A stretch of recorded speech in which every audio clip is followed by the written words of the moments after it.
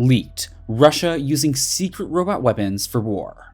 As Russia ramped up preparations for a possible assault on Ukraine, President Biden ruled out sending US troops. While Ukraine is heavily outmatched by Russian forces, the threat of heavy casualties is one which Russia cannot ignore. This is why uncrewed systems, remote-controlled robot warriors, could play an important part where the fighting is heaviest. Don't forget to watch today's video to the very end for Russia using a secret robot weapons for war. Soviet Russia shrugged off mass casualties, with Stalin remarking, "One death is a tragedy, a million deaths is a statistic." During World War II, the Great Patriotic War to Russians, the Soviet Union lost more than 8 million members of its armed forces, 20 times as many as the United States. Names like Stalingrad became legendary for bloody battles and tough resistance regardless of casualties. Modern Russia is very different. Unlike Stalin, President Putin cannot ignore public opinion, and his media machine will hide or deny Russian casualties in foreign operations. Mercenaries are increasingly used to keep conflict at arm's length, as the loss of contractors does not play so badly in the motherland. Today, Russia is more averse to casualties for military and political reasons. Samuel Bendit, an expert on the Russian defense scene and advisor to both the CNA and CNAS, told me. Both Chechnya wars are still fresh in many Russians' memories, and the casualties that Russian forces took in those wars has a very powerful and negative effect on the population's overall support for such campaigns. A piece published by think tank RAND in April suggested that Russia's aversion to risk would keep it out of Ukraine. The author suggested that the Russian leadership is still haunted by the disastrous campaign in Afghanistan in the 1980s, which cost thousands of Russian lives and turned many people against the country's leadership. Putin could not afford that sort of reaction. This is why Russia has severely limited its involvement on the ground in Syria and has only lost about 50 troops there, excluding numerous private military contractors. They have, however, used plenty of heavy firepower to remove potential threats to their forces, causing correspondingly high civilian casualties. A technological solution. An invasion of Ukraine poses a major challenge if Russian casualties are to be avoided. While Russia may easily gain air supremacy, air forces alone cannot take and hold ground, and taking more ground is what the conflicts will be all about. For several years, Russia has been pursuing a technological solution to the problem of battlefield casualties. While other nations have pursued armed drones, Russia has carved a niche out in developing and fielding a variety of armed ground robots, most notably the Ura-9, which was used extensively in Syria. To be clear, these are all remote controlled, with some limited capability to operate on their own when communication is lost, nothing like the traditional sci-fi fully autonomous robot. All about the powerful Ura-9. The Ura-9 is an uncrewed tracked vehicle the size of a large SUV weighing 10 tons. Usual armament is a 30mm automatic cannon, 4 anti-tank guided missiles and rocket launchers firing unguided thermobaric rockets. The Russians describe this as a rocket flamethrower, plus a machine gun. It can be remotely controlled from 2 miles away. A specific aim of fielding the Ura-9 is to minimize battlefield casualties. Throwing expendable robots into the assault means less fire will be directed at humans.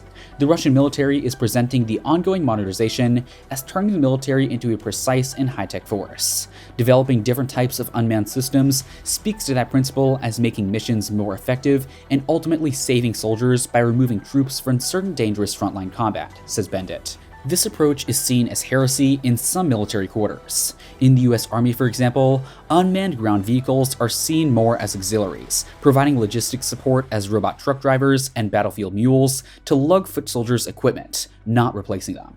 The Russian approach is to stick to a machine gun and a rocket launcher on the mule and send it ahead of the troops, not have it trailing behind. Russia pursuing robot fighters?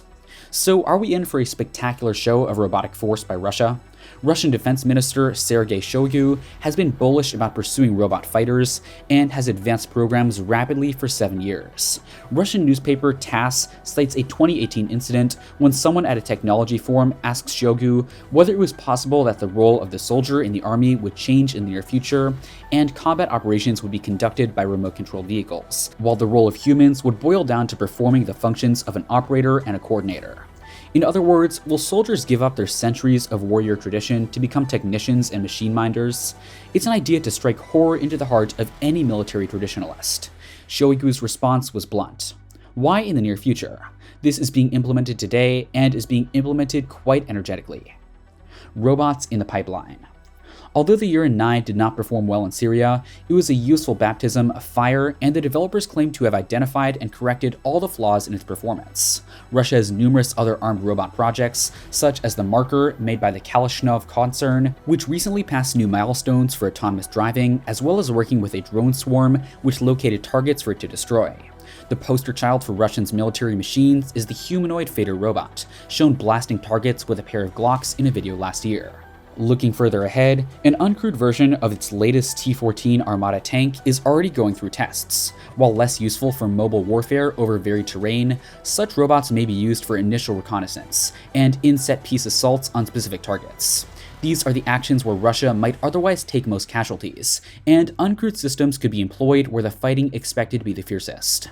However, at this stage, it still seems unlikely that Russia can field a substantial enough robot fighting force for its needs.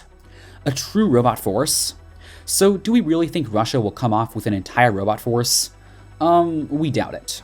While serial production of Uran 9s was supposed to start in 2018, we do not know how many have been delivered or fielded. Earlier this year, it was announced that the first mass testing with Uran 9s was to begin in 2022.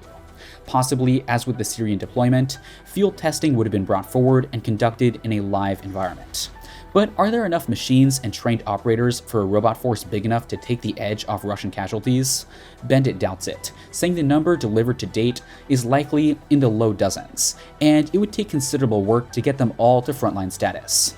Could armed ground robots, combined with air superiority and massed artillery, deliver victory against a powerful but inferior opponent, while keeping casualties down to a level that the Kremlin finds acceptable? It seems unlikely this time around, but the capability is growing as fast as Russian factories can churn out robots, and robot wars may not be far away. Just how far is a calculation that military planners, analysts, and politicians will be weighing up in months and years to come.